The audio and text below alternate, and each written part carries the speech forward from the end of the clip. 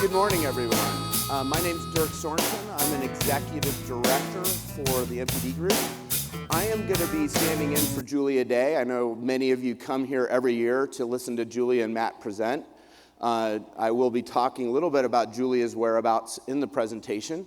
For sake of time and to honor your commitment for getting here bright and early, we're going to go ahead and kick this off. This is our review of the U.S. outdoor retail and consumer trends that we see every year that impact our business.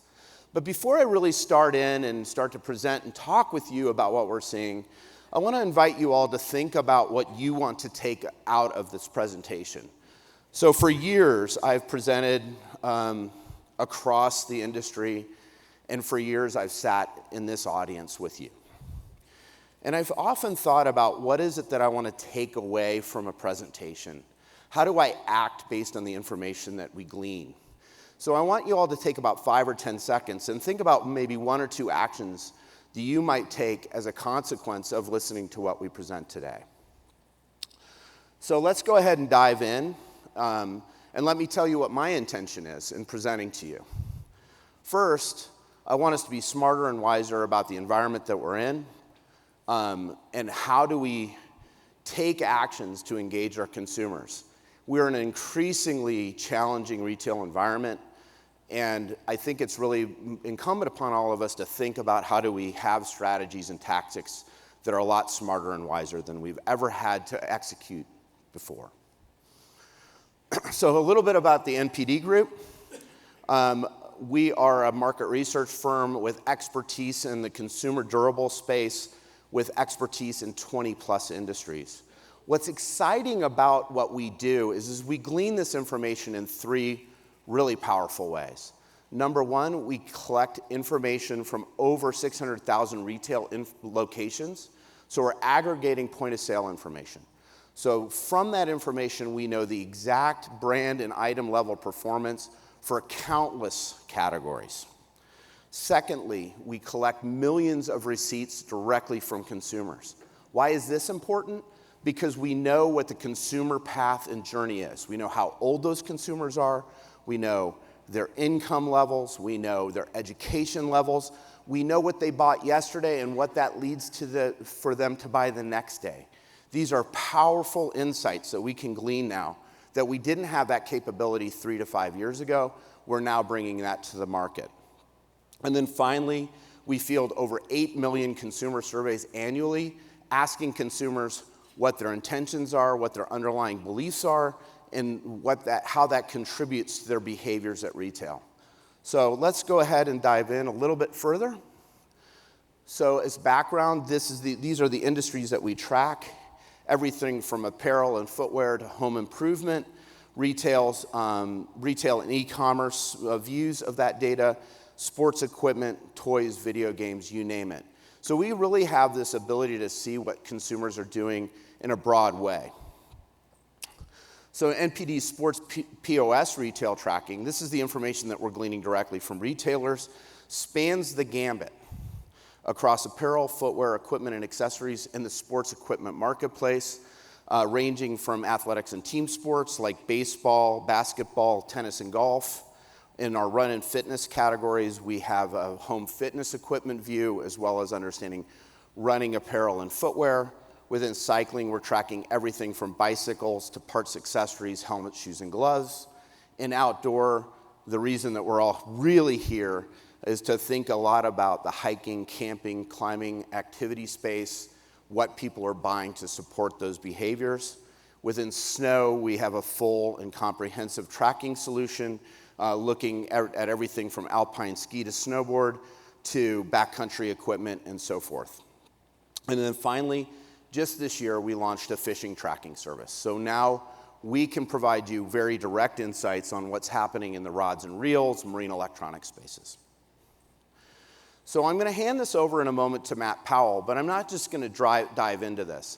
Matt is my colleague. I consider him a bit of a mentor. He has had 49 years of retail industry experience that he's drawn on, and more specifically 31 years of sporting goods industry knowledge. He serves as our industry advisor in the sports space for the NPD group. And I'm going to hand this off to him to talk a little bit about the high-level trends that we should be thinking about as we start to bake in what we're seeing in the outdoor equipment space. So with that, I'm going to transition to Matt's video. He pre-recorded this just prior to the show and couldn't attend, so he did it this way, and I think it's pretty powerful. Go ahead. Hello, everyone, and welcome to the NPD Trend Breakfast at the Outdoor Retailer. We again thank you for your partnership and your interest in NPD. I'll be covering some macro topics that are happening in the world of sports, and then we'll be handing off to my colleague, Dirk Sorensen, who will be covering the more detail on outdoors. For those of you who don't know me, I have been in the retail business for almost 50 years now. I've been in the sports business for more than 30, and I have been doing research on the sports business for 20 years or more. I do these kinds of presentations often, again, thank you for joining us. We're going to take a look at some macro trends that are happening in the industries that NPD tracks. These are some of our biggest industries, and they are ranked in the upper left-hand corner from the fastest growing to the lower right-hand corner, the slowest growing category. And we're looking here at 12 months ending March. More recent trends are different. I will be touching on first quarter trends as later on in the presentation. The beauty business has been quite good. It was one of the casualties of the pandemic and has really come roaring back. Apparel, it was good for a portion of last year, has really slowed up this year, as has footwear. Office supplies, good growth, but not as good as it was. Toy business has slowed up a little bit. And then we get over on the other side, consumer electronics, which was one of the hot categories during the height of the pandemic, have slowed tremendously.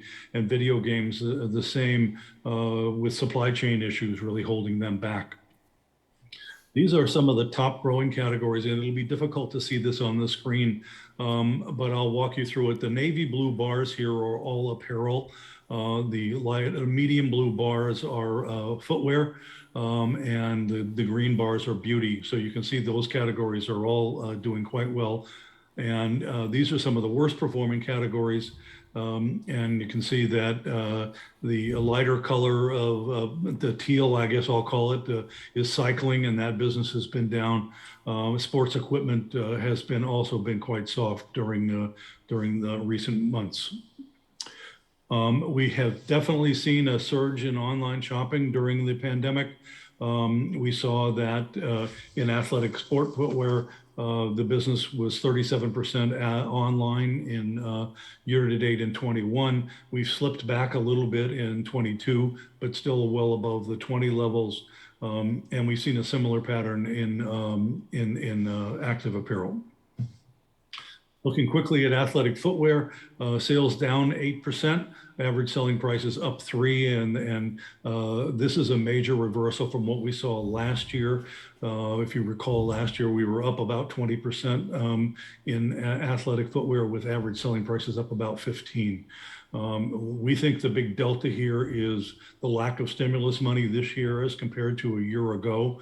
We think all that free money found its way into some of the discretionary categories like footwear and apparel. We expect that this business will get better as we move into the second half, where the stimulus money had less of an impact than it did in the first half of last year. But we don't expect to go back to robust growth here. One of the good news that we see in athletic footwear is the amount of promotions have declined. Dollar value of promotions down 19% versus the first quarter of 21, and unit promotions down 12% versus 21. I think this trend, unfortunately, will reverse as we move into the second half. I think we're going to see far too much inventory out at retail, and that's going to require us to be more promotional again. By wearer segment in sport footwear, men's down 9, women's down 6, and kids down 10. Women's still is outperforming the market here, even though we have taken somewhat of a step backwards. In active apparel, sales down 2%, average selling prices up 8. If you remember last year, we talked about average selling prices actually being down in activewear. The reversal here is that some of the higher priced categories are now growing faster than some of the lower price categories. It was the reverse a year ago. And again, we think these sales down in dollars is a function of lack of stimulus money. By wearer segment, men's was up 3, women's down 7, kids down 8. In team sports, sales are down 1% for the year. Average selling prices remain elevated at 11 plus 11. The largest category in this group is golf, but that business is down 13%. We saw the golf business go into decline about this time last year. The racket sports business has also slowed up, particularly tennis. The pickleball business remains very robust and is keeping racket sports above water. And the scholastic sports businesses have all been good. If you recall last spring, many schools still were not back full time, and sports seasons were canceled or delayed. So we're getting some of that business back. I expect that we'll see the scholastic businesses slow up in the second half. And again, promotions are down significantly in team sports, but I expect we will see this reverse as we move into the second half. Home fitness equipment down 29%, and this business has been soft for a while now. It's still up 50% versus 20 and up significantly versus 19. But I think that this is a very much of a one and done category. If you bought a treadmill or a stationary bike sometime during the pandemic, you don't need another one. And so that business has fallen off. I think some people are heading back to clubs to work out. We're seeing more of a hybrid model now. But again, if you're able to exercise in a club, you probably don't need home fitness equipment. And once again, promotional dollars are down, although only 2% here. And I think that we're seeing a response to this soft sales trend, as well as a beginning of the glut of inventory. And then finally, the cycling business down 21%, similar to what we are seeing in home fitness, where they're again a one and done. If you bought a bike during the pandemic, you probably don't need another one. I want to share with you some surveys work that we did with our partner Civic Science. Civic Science does internet surveys. They're a strong partner of ours, and if you haven't ever been on the site, I recommend that you go. It's really fun to actually participate in the surveys that they do. They asked the question, how many people plan to do outdoor sports and recreational activities this year? 69% of the respondents said they plan to do outdoor sports and rec activities. So very, very strong environment for the outdoor industry as we move into the year. And we asked what kind of activities they expect to do, ranked by popularity. Hiking and nature viewing was the top one. Fishing and hunting was number 2, boating and kayaking 3, and camping 4. So again, a very strong environment for our industry as we move into the year. However, people are saying that they're not looking to spend a lot of money. About half of people said they weren't going to spend any money at all in the next 3 months on outdoor apparel or outdoor equipment. And so I don't know that we're going to get a huge lift in that part of the business. Young people have a greater inclination to spend money on outdoor apparel and outdoor equipment than their elders. And this is a more general question about how likely are you to wait for sales or discounts. 80% of people said they were somewhat or very likely to wait for discounts. And whether they're going to see them or not is going to remain a function of inventory, in my opinion. But people still have a strong inclination to wait. And then finally, asking about whether you're likely to buy or not on discount. And you can see that a strong segment of the people are saying who are plan to purchase are more inclined to wait, and a similar story in equipment. And then finally, we asked about where are you most likely to shop for outdoor gear, and 39% said sporting goods retailers, 20% said Walmart or Target, 20% said Amazon, and 10% said, or 9% said direct from manufacturer. And finally, online buying in this category has changed, not changed that much. We're seeing again some slippage in some of the higher participation in online. Sporting good retailers really remain a very strong brand interest on the part of the consumer. You can see the favorability ratings for these three large sporting goods retailers remains extremely high. And then finally, my predictions. So I think some of the macro trends that we're going to see for the balance of the year, we believe the consumer will remain committed to healthy living, but want to remain socially distanced. We also think that they have a high propensity to go outside for their activities. I think they feel safer outside. Clearly, the lack of stimulus money is hurting sales now, and we can expect that to be a headwind for at least the next 90 days or so, if not longer. Brand DTC continues to grow. Every brand I talk to is committed to growing their own retail business. And as a consequence, I think that we'll see e-commerce as a portion of the total begin to grow again. I think some of the old supply chain issues we faced during the height of the pandemic are beginning to ease, but now we're going to see new ones arise.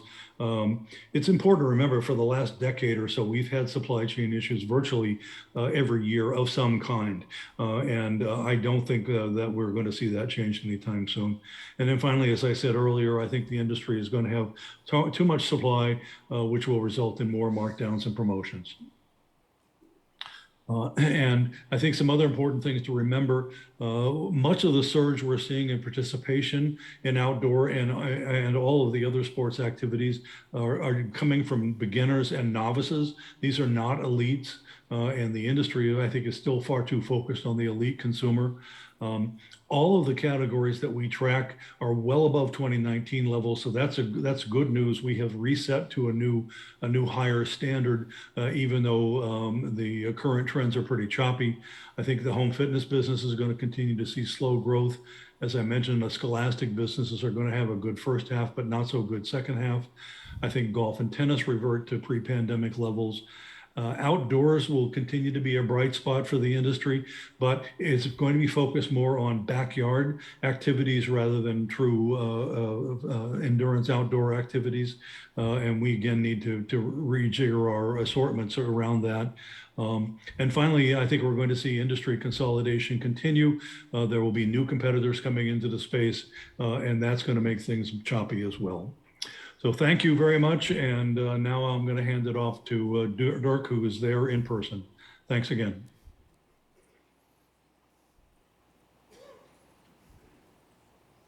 So I'm going to start getting more detailed about what all this means for us, right? So let's go ahead and start diving into the core outdoor business. And the way I'm going to do this first, I have to tell you a little bit about myself, I guess. It's kind of part and parcel of being a presenter. So here I am. Here's my contact information. I think what's really critical for you all to know about me is I've been doing this for about 25 years, mostly from the manufacturing side, with this kind of view of the industry trends that I'm reviewing with you from a marketing and product management lens, right? So that is really how I came into this industry. I will also tell you I have a tremendous passion for this industry. I don't want to belabor the point, but you all have made my life a better one. And I feel very obligated as a speaker and as an NPD employee to make sure that I share the information that you need to make sure that you're as healthy as you can be. So before I proceed, Julia did want to let you know where the heck she is. She is in the Caribbean looking for giant fish. I wouldn't want to do this. This thing looks really scary to me. But she is out enjoying the outdoors as she should, and wanted me to let you all know that she will be back here at the next show, willing, able, and excited to help you all navigate these trends. So when I think about what Matt just presented and what we present at NPD, for years I've struggled with how do I digest all this information, right? Like there's so much going on. And so I kind of created in my head this simple model. So within the middle are the sales trends that we present, right? So e-commerce is up this, and this category is thriving, and this category is down by 10%, whatever. And I'm going to do an abundance of that type of data for you in a moment. But what's really intriguing is why are these things happening? And so really what it boils down to is you've got 4 variables that contribute to retail behavior. Number 1, what's happening at the consumer level? Number 2, how are we changing our activity behaviors? Number 3, what are those retail trends that are really impacting outdoor equipment sales and the outdoor industry? And then finally, what are the big macro trends that we should be paying attention to? So this also provides a really good framework for me to summarize some key points from Matt. Some things that Matt said that I want you all to think about. At the consumer level, we're seeing some real interesting shifts in who's spending and who's not. This isn't to mean that you should abandon your segmentation strategy or the importance of appealing to women, minorities, or other groups, but men are spending more now. As a result of the pandemic, men are reevaluating what they need to enable their lifestyles. I will talk a little bit more about population changes and the spend of high-income households that we've seen happen during the pandemic. Secondly, at the activity level, Matt mentioned that there's a return to normal in scholastic sports spending. Why is this important? I think it's a really strong indication that we're starting to come out of the pandemic and we're starting to support our children to kind of engage in more of a normal lifestyle. And I think that's a really important trend and one that I think you're going to see play out in the data that I'm going to present to you in a moment. Finally, activity growth. Yesterday, I'm sure many of you attended the OIA presentation on consumer trends or consumer activity behavior. What's really important here is that we've seen a real retention of people interested in the camping activity and many of our outdoor activities. And then at retail, we're seeing what Matt mentioned is a loss of stimulus at dollars at retail. This does make it hard to comp to last year's sales. Matt also mentioned inventory challenges. I'm going to dive into that a little bit more deeply. And then finally, macro trends. Working and living from home continues to be a kind of a gift that keeps on giving to this industry. Now, albeit home fitness equipment purchasing is down, Matt mentioned it's kind of a one and done category. I would be a little bit more nuanced, and I would start to invite you to think about this general trend of somebody buying a major piece of equipment, right? So they buy that major piece of equipment. Maybe it's a whitewater kayak or a touring boat. What do they need the next year? What do they learn from their first year of interest in an activity that then they have to go augment? That is the type of behavior we're seeing. One really interesting trend that I saw a couple years ago was we had this enormous bike boom, right? Like super high double digit growth in bike sales. No real interest in buying rear of car racks, but then 3 months later we saw that boom. So I think what we're seeing is these general trends of consumers learning, right, what Matt was saying. Maybe it's not the new or novice consumer, but it's the new entrant. How do you appeal to them? And then I think the elephant in the room when we talk about these types of trends is, in fact, we are seeing lowered economic sentiment in the United States, and that's something we just have to acknowledge. So let's dive into these industry trends. This is a lot of benchmark data. I will preface this by saying we have trend sheets available. Please avail yourself to them. Come by our booth if you want this data or want a review of this type of detailed information. Please reach out to us. You don't have to feel obligated to take videos with your phones. So number one, this is a good macro view of what we track at NPD. The activewear business, as Matt mentioned, is a $39 billion business, up 18% over the last 12 months. Athletic footwear, a $26 billion business, up 10%. The outdoor sports equipment space continues to grow. It's up 10% over strong growth the previous 2 years to $11.8 billion. Team sports equipment, 16% growth. This is that trend that Matt was talking about with the return of scholastic sports, as well as continued higher than normal behaviors in terms of purchasing things like golf and racket sports equipment. Now, those are starting to slow, but in aggregate, you get a really strong growth in team sports. Cycling is down 16%. Now, that might sound really depressing, but let's remember we achieved all-time highs in cycling just last year. Health and fitness equipment is also coming down a bit, 19%, and our newest service, fishing equipment, is down 11% to $3.8 billion. So, like Matt, I like to look at a lens of the absolute top growers and look for some trends. So when you look at this graph, what you really see is, I'm not going to go down to every one of these, but what's critical is that of the top 20 categories, 10 in absolute dollar growth happen to be in either apparel or footwear. That's a key trend. I'd point your eyes down towards the bottom and you start to see some equipment categories pop up. And the theme here is things like camp chairs, recreational mattress pads, and bottles and insulated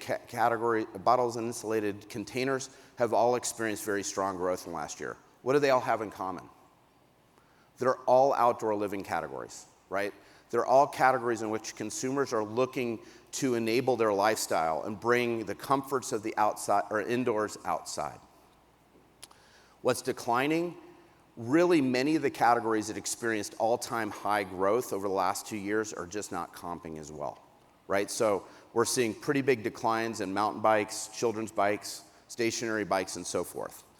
That's really the key theme here, right? Like, is we really can't retain that kind of growth that we've experienced over the last couple of years, and we're starting to see some return to normal on these hard goods categories. Again, what I would encourage you to think about is that these people have these products in their home.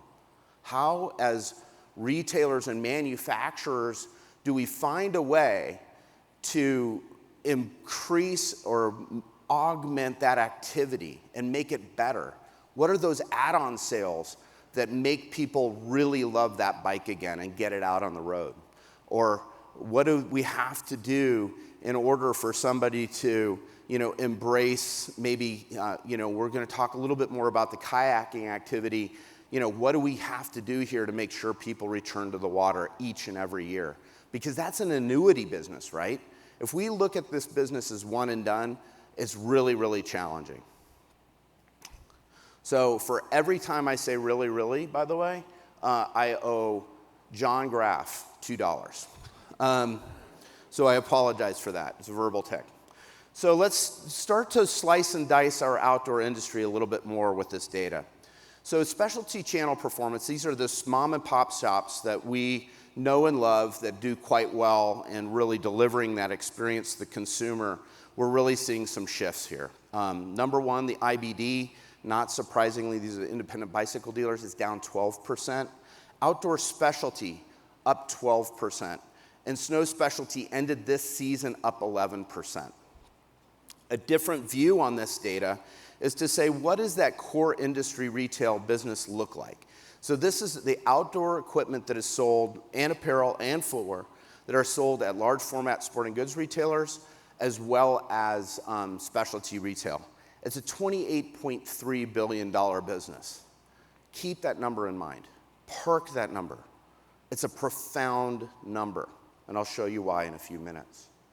So this is 12 months ending March 2022, by the way. Average selling prices, dollars sold is up 19% over last year. 19% growth in dollars in 1 year, on top of historic highs for the previous year. Units sold, 13%, 12.5% growth. And average selling price up 5.5%, 5.6%. Looking at this a different way by channel, that large format specialty retailer up 21.5% in sales in dollars over that 12 months that I just talked about ending in March. Outdoor specialty brick and mortar is up 27.5%. Outdoor specialty e-commerce is down 4%. This is a key theme. Consumers are returning to brick and mortar.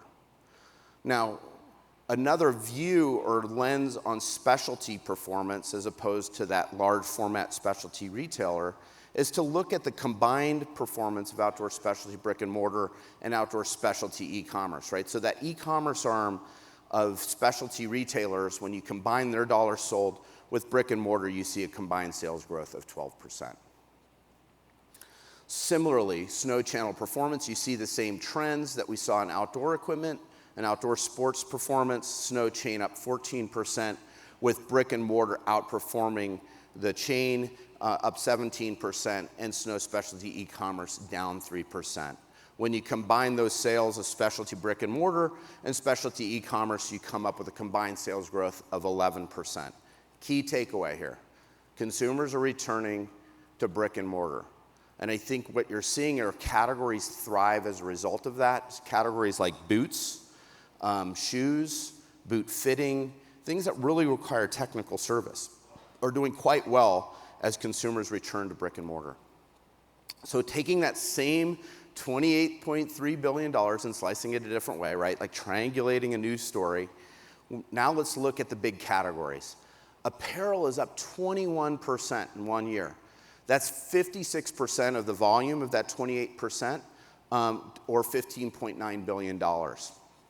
Footwear is up 18% to $5.3 billion. Equipment, core equipment sales again growing up 11% to $5.8 billion. And accessories is a $1.3 billion category growing 35%. Within accessories, this is our bags category, our luggage category. So this really is a significant trend change. For the last 2 years, this has been a pretty suppressed subcategory within our outdoor classes. Why is that happening? We weren't traveling.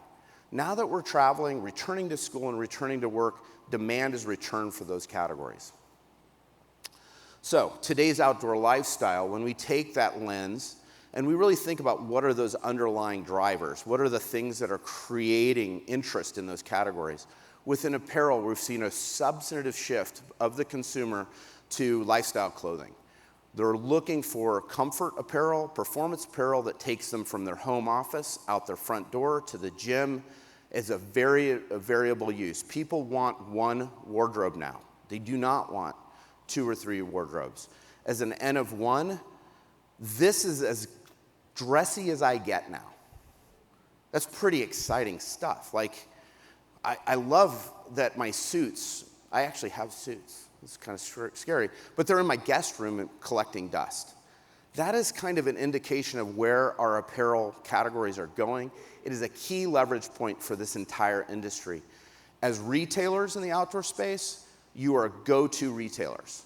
And as manufacturing brands, this is what consumers are seeking, desiring out of their apparel now. Similarly, with footwear, running and hiking, not only are people buying running and hiking or footwear, but they're looking for these items as fashion. I'm going to show you some shots of some type-performing categories and subclasses in a moment, and we're going to talk about one piece of footwear that I find really intriguing because many of the people I talk to buy multiple pairs of the same running footwear to complement their wardrobe. Kind of an exciting moment for us. Weird, but exciting. So equipment, outdoor entertaining or outdoor living is really the key lever here. And then this year, we've seen a real return to climbing. And then finally, as I mentioned, accessories, backpacks, luggage are in absolute strong growth mode right now. This is a busy eye chart, and again, when I'm going to invite you guys to come by, or all of you, to talk with us at our booth, should you wish to. There's a lot of numbers here, but I want to train your eye on 2 key numbers, 2 key rows. Number 1, outerwear tops. So if you look at the outerwear tops row, you'll see that in 20 to 21, dollars declined here 9%.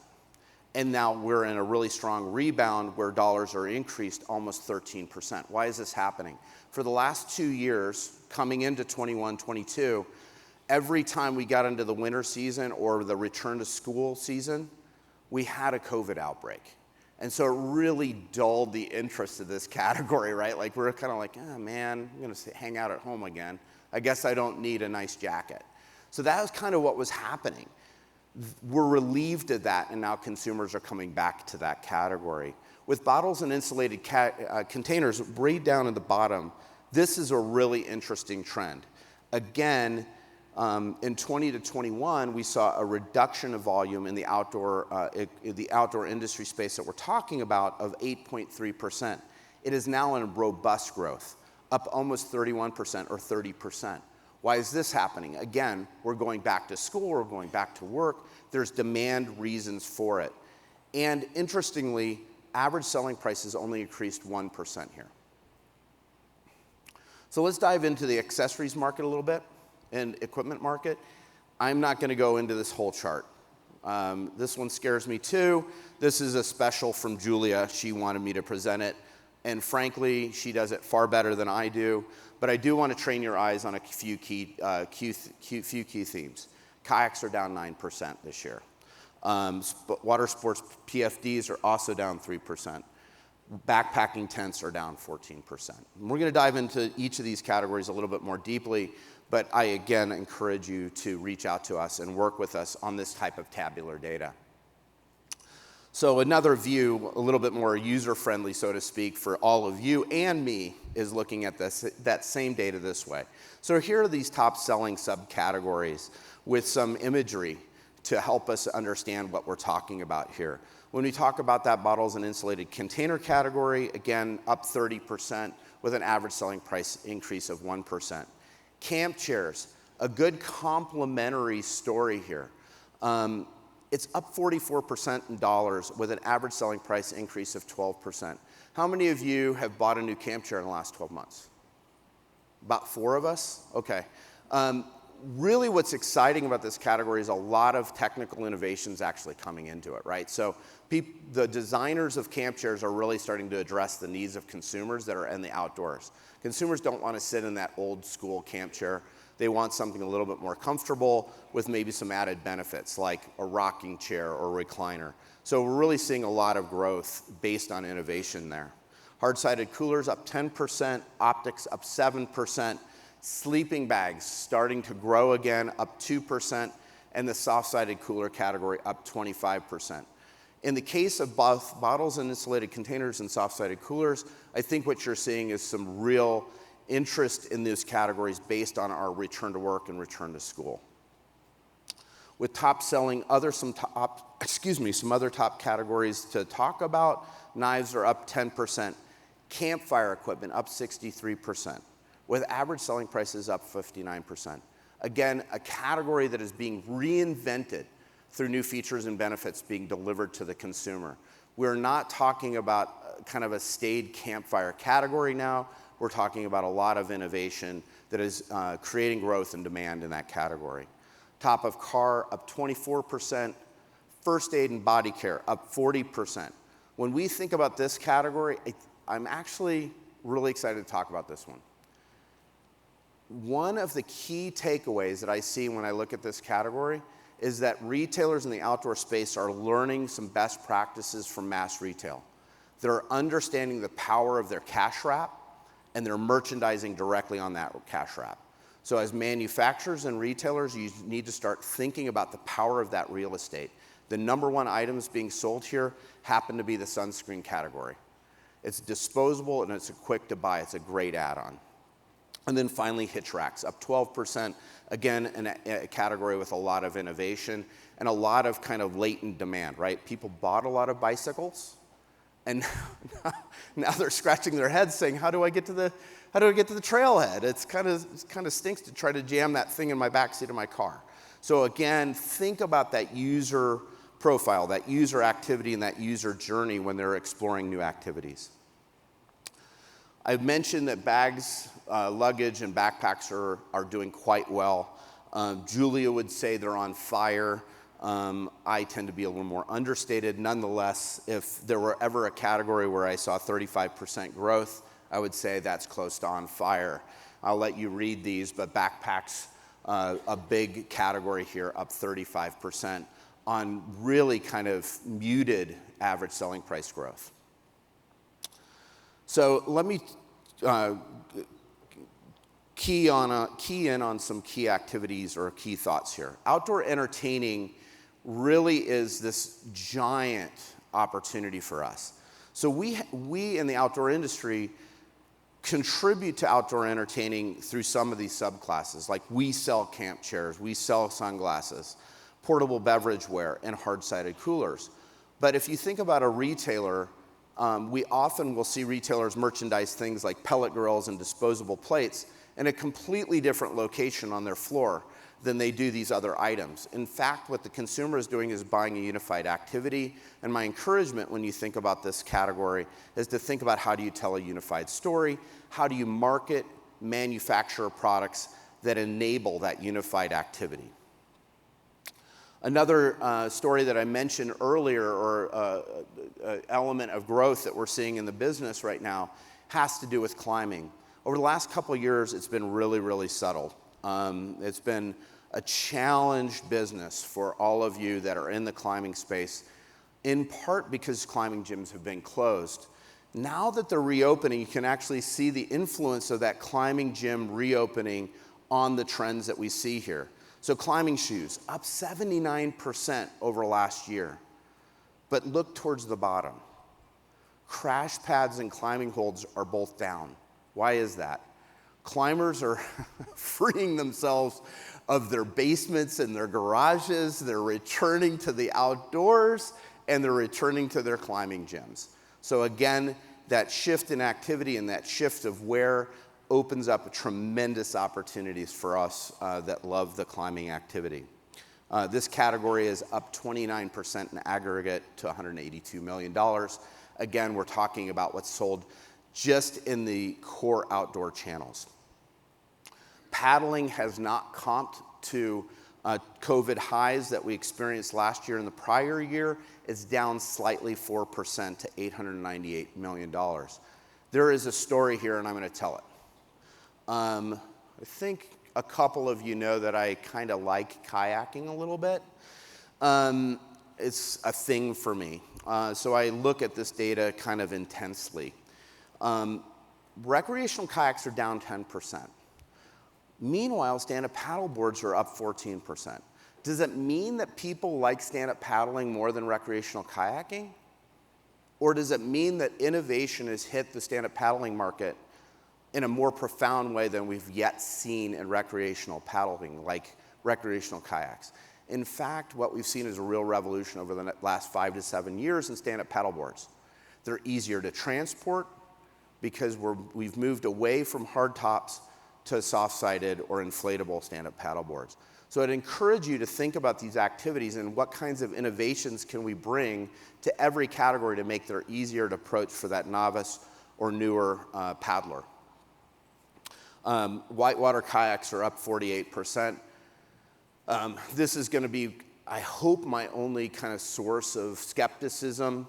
I don't know if we can comp that for yet another year. I would love it to happen, but that is a pretty strong growth number for a niche category. So let's watch that one. So outdoor apparel. Here is a representation of some of those high growth categories that we've been talking about. I mentioned outerwear tops having a very strong rebound this year. Outerwear bottoms have also done well, up 11% to a $308 million business. Look, hey, woven shirts. Surprise, we love these things in our industry. I felt obligated to wear one today, and they continue to be a gift that keeps on giving in the apparel space for all of us. One big substantive change that I want to call out is look at the growth of shorts, up 70% here. Why is this happening for us? Outdoor retailers are doing a really good job of assorting innovative product that appeals to the consumer and provides that kind of comfort that consumers are looking for, as well as that technical performance. And then finally, I'm going to call out swimwear, a $41 billion business for our core categories in the outdoor space, up 54%. One of the trends that I see when I look at swimwear right now is a kind of a shift to utilitarian designs. Why is this happening? People are engaging in more active water sports activities, and they need complementary swimwear to support that activity. Outdoor footwear. Within the specialty channels, these are some of the top sellers that we're seeing. In store, we've seen 32% increases here. Online sales are flat. This is a key takeaway. Consumers trust in-store purchasing for some of their footwear purchases. I would think about that. I mentioned a little bit earlier that I have not one, not two, but three friends that have bought multiple styles of this particular running shoe from On because they want different colorways to complement their apparel or their wardrobe. So I think we're starting to see this morph of performance footwear into the fashion space, and I think it's a key trend to think about. I'll let you read the rest of these numbers, but I'm going to go ahead and also call out this fashion shoe category. The outdoor space is doing quite well in selling this kind of casual comfort clothing, more comfortable footwear type. Within top sellers in our outdoor specialty brick and mortar, here are some additional footwear categories that are seeing strong growth as we kind of return to some sense of normal. The insole market in particular has done quite well, up 11%. I know that's not an astonishing number, but if you've been following this trend over the last couple of years, that return to brick and mortar has really helped that category. So now that we've kind of reviewed those sales trends, I want to kind of start to transition our conversation back into those key independent variables that are causing the sales trends to happen. And I want to invite you to think about these as more durable levers of growth and how do we take advantage of what we're seeing in the market. So number one, at the activity trends level, I'm going to talk about this in a moment, but I do want to kind of slow down a little bit and invite you to really avail yourselves of the OIA's participation data. It is a treasure trove of understanding what consumers are doing. So yesterday, I believe OIA presented that the camping activity has continued to stay strong from 20 to 21. This is a good piece of information that kind of predicts that we're probably looking at a very strong 2022. This information is credit card data that we gleaned from our innovation lab at NPD. They basically looked at the receipts or the spend at recreation.gov. How many of you have used this site to reserve a campsite? Now, this is powerful information. When you do use the site, you're buying a campsite in advance of its use. So when I look at this number and I see that the first 3 months of 2022, we're seeing spend at rec.gov up 1%. It's a strong indication that this year is going to continue to see people going to federally owned or managed campgrounds in this year. There's a lot of, I could actually talk about this weird slide for about an hour, but I'm not going to do it to you. But you can see a lot of really interesting trends here. So before I move off of this slide, look at your 2019 behavior, pre-pandemic. Far less activity and spend at rec.gov than what you're seeing in 21 and 22. And you can really see that spike of interest in reserving a campsite at the beginning of the pandemic in 2020. I almost said 1920.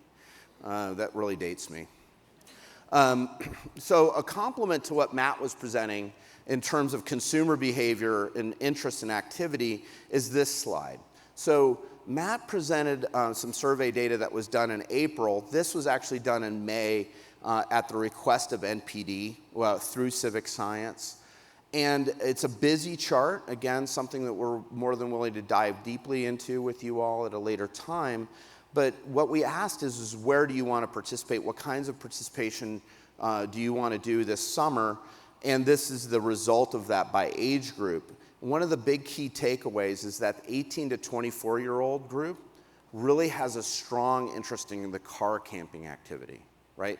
So we nuance this question to try to suss out how many people are going to go backpacking and do technical camping versus the car camping activity where they're bringing the creature comforts of home into the outdoors.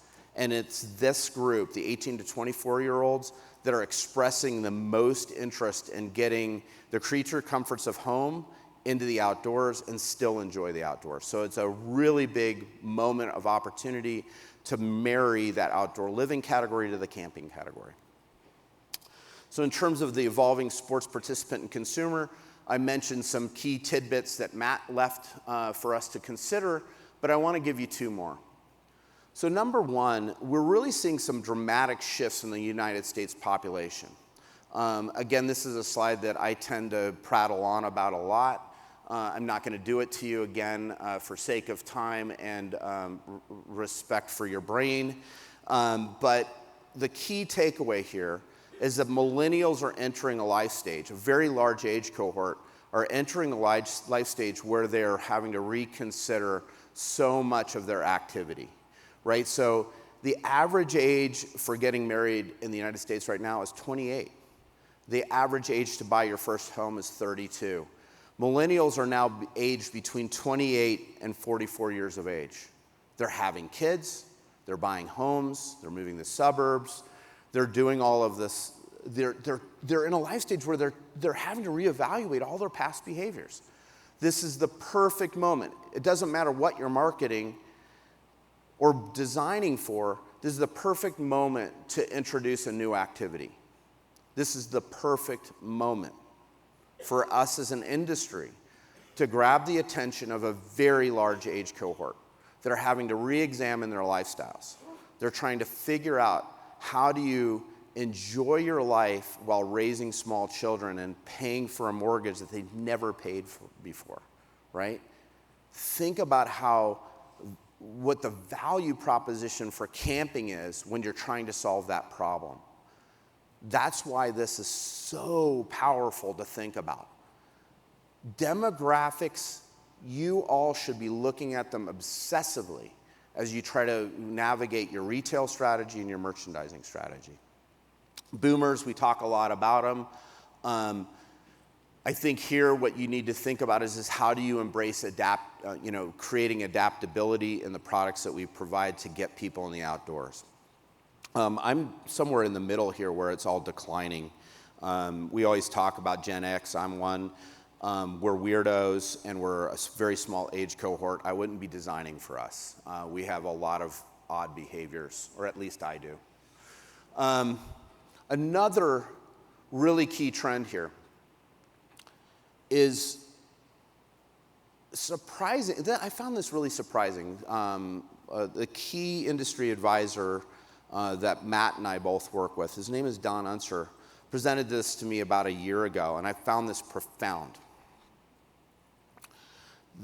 40% of the US population now lives in households with combined earnings of over $100,000. So how often do we talk about, our economy through the lens of the perspective that we are not a wealthy nation? I kind of had that bias. I apologize. I had that bias. In fact, 40% of us live in homes with over $100,000 of earnings. This is a critical component here. We have the money available to continue to spend in the activities that we know and love. And in fact, when we look at US general merchandise spend over the last 2 years, we see that this singular group is the group that has contributed the most to the growth that we've been talking about. So in 2019, that $100,000 consumer spent roughly the same as they did in 2018. They are, as a group, probably thinking about retention of their incomes and saving and so forth. As we got into the pandemic, this group enabled themselves to start to invest in new activities. So I would submit to you, or have you think, how do we continue that trend? How do we continue to appeal to people that do have some means to spend in our categories and bring them into the activity, while not abandoning maybe our social needs, our desires to create the widest possible engagement tent for the consumers and the activity, those folks that may be interested in our activities. So year to date, through September of 2021, we actually saw this group spending up 22% over the prior year. So a really big growth driver in what we're seeing and contributing to the growth of our industry.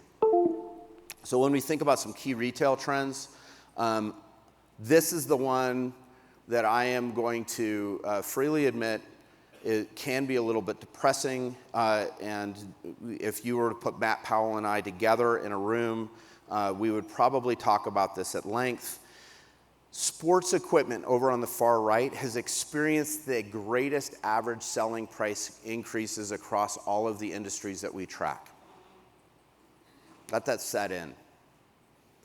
Now, many of you might think that that is entirely caused by in-unit increases that we all had to endure when we had to pay for more container pricing and so forth, right? That's not the case. There's actually 4 levers. Number 1, retailers had to promote far less than they have ever had to do because last year we had low inventories, right? So they weren't discounting on themselves, and that was being transferred to the consumer, and the consumer was happily paying that increased price. As I mentioned, we have in fact seen increased wholesale prices and cost of goods. We have. Increased container prices, challenges in the supply chain have increased average selling price, or average wholesales quite dramatically. But we shouldn't ignore mix change. So when you see the word higher priced products, what we've seen is, and we've talked about this, right? Matt talked about it. People are buying treadmills. In 2019, when we thought about the home health and fitness equipment category, people were buying things like yoga mats, right, Matt? Right, John? Or 5-pound dumbbells. They switched and they've made heavy investments in big pieces of equipment. Similarly, in the outdoor space, people were buying kayaks as opposed to a kayak paddle or a PFD. You know, they're investing in the new activity, and that really brought up that average selling price that you see here. And then finally, as I mentioned, you have $100,000 households spending pretty freely. That group happens to be a little bit less price sensitive. So those 4 things together contribute to that average selling price increase. Why am I taking kind of some pains to talk about this? Because I think this really represents a big opportunity for our industry, huge opportunity for our industry. How do we navigate this coming into a set of new challenges? And what are those new challenges? Here's an example of that new challenge. Last year, and we can do this for every subclass of products sold in the specialty space, this is inventory levels at retail for stand-up paddleboards. We can do this for every subclass, 169 analyses we can do for this industry. Key point here. Inventory ending in March for stand-up paddleboards in the outdoor industry, the core specialty space, is 2.5 times higher than it was in March of 2019. 2.5 times higher. So we've reversed, in this category, we've reversed the challenges that we faced last year, and now we have an abundance of inventory. So the challenge for this industry is how do we match our inventory levels to changes in demand? That should be a key consideration for all of us as we wander these halls and as we go back to our boardrooms and our offices. A second view, here's bottles. Now you see that 2019 levels compared to 2021 levels, only up 23%. This seems kind of reasonable when we think about those dollars sold in this category, right? We've seen very strong growth. It looks like the inventory kind of feels about right for the level of demand that we're seeing this year. Again, what I would invite you all to do is think about how do I approach this problem? Because I'm a data guy, I would say go find some data. And there's a place, and I'll give you the booth number. It's a company called NPD, and we're happy to help you with this. So finally, some macro trends to think about. I talked early on in this presentation about working and living from home. NPD predicts that 12 to 28 million workers will work from home in 2022. Why is this important? The average commute each way every day for somebody that drives to their office or their workplace is 28 minutes. So anybody working from home that wasn't working from home pre-pandemic has recovered 1 hour a day. Now we've done some added survey work and we found how people use that time. Unfortunately, one of the top uses of their free found time is to work even more. But the smart people are actually investing that time into exercising more and getting outside. Again, a substantive segment of our population now has time to invest in our activities, and it's a key leverage point for growth for us. Many of you have approached NPD and me and asked, well, isn't this just like the 2008, 2009 recession, and what can we learn from that recession? This is data actually from Fred, which is a part of the Federal Reserve Bank, and they have this historical trend line of savings rates. And you can see in the middle, the Great Recession, you can see that savings rates for the average American was around 5%. Now savings rates are up to 14%. Why is this important? This is an accumulation of wealth that consumers can use to bide through bad economic times. A very substantive difference when we think about looking at economic downturns. We actually have the means, or more means than we probably had in 2008 and 2009, to weather tough economic circumstances. It's also worth noting U.S. travel expectations here. Coming from the U.S. travel associations, we're starting to see domestic air travel return to norms, and global or international travel also important. So for any of those retailers that are near national parks, that global or international travel number is very important to keep your eyes on. So why did I present that travel expectations number? Think about that baggage, that luggage category is highly dependent on those travel behaviors.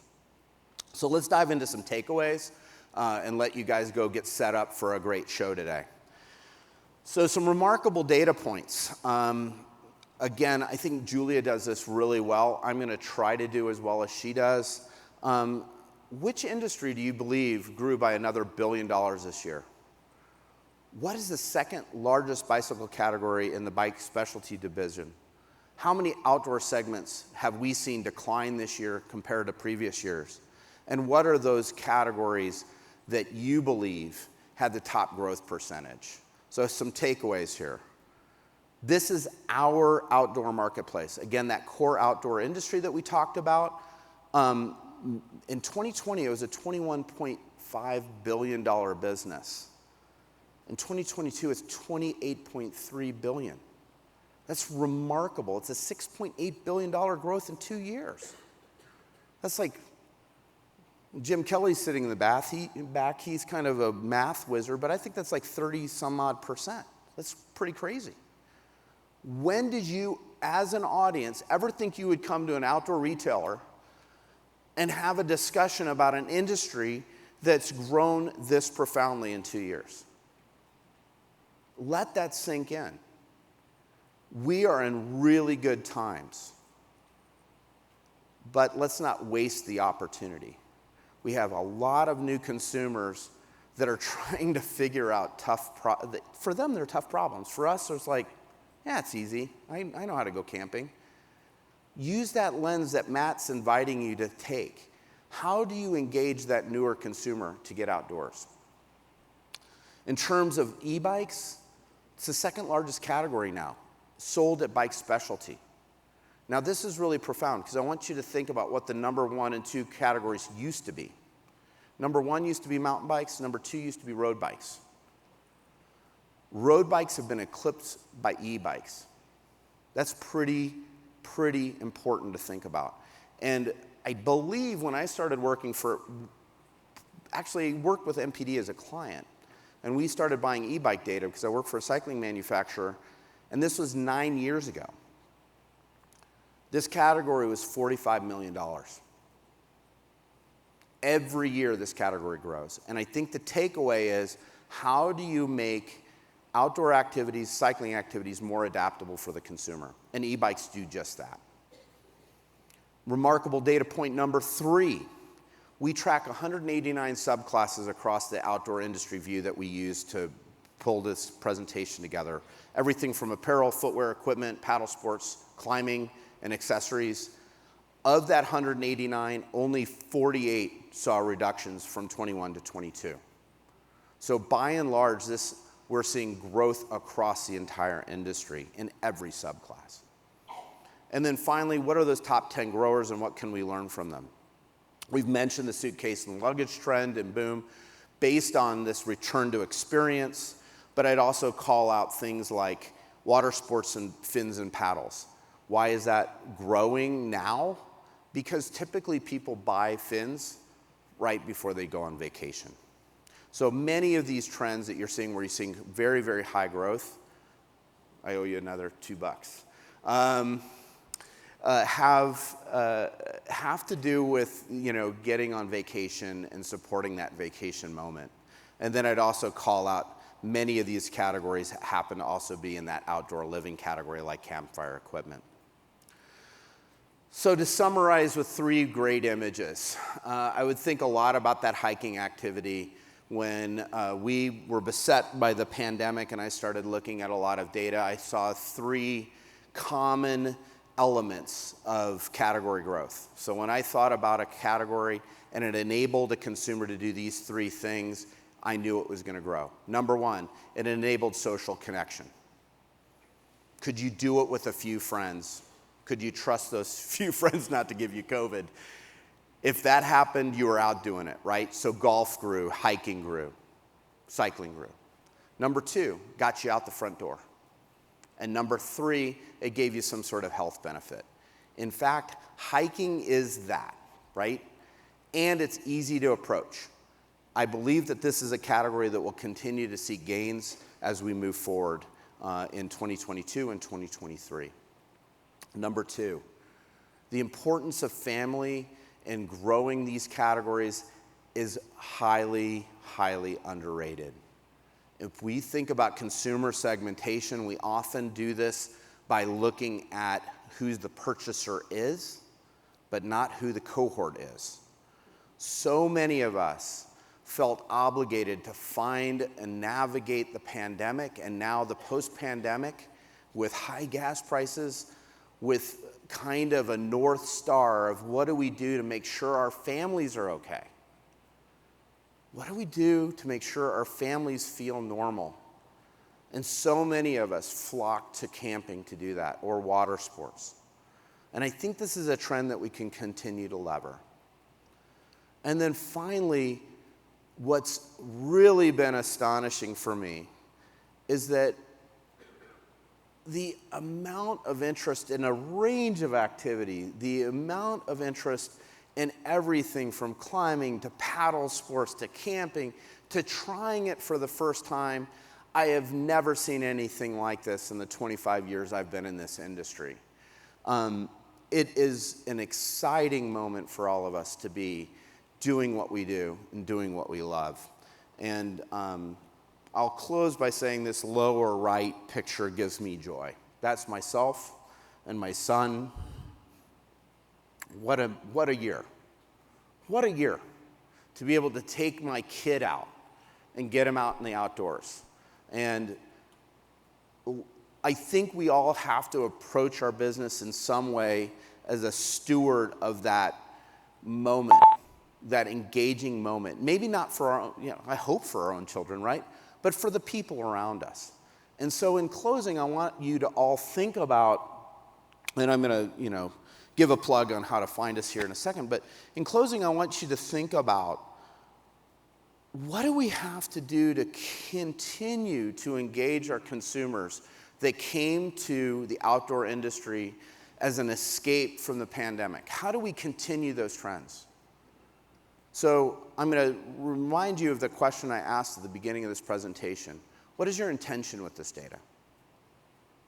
What are you going to do to create more growth, create more security in the business that you run? With that, I want to kind of make a quick, gentle plug for Julia. Here's her contact information. She works with the brands. And Ed Ray, I think he's probably under this very bright, shiny light that's dilating my pupils over here. He works directly with our retail community. Some other takeaways, you can scan this QR code to get a trend sheet from NPD. We are also can be found at 44096 upstairs and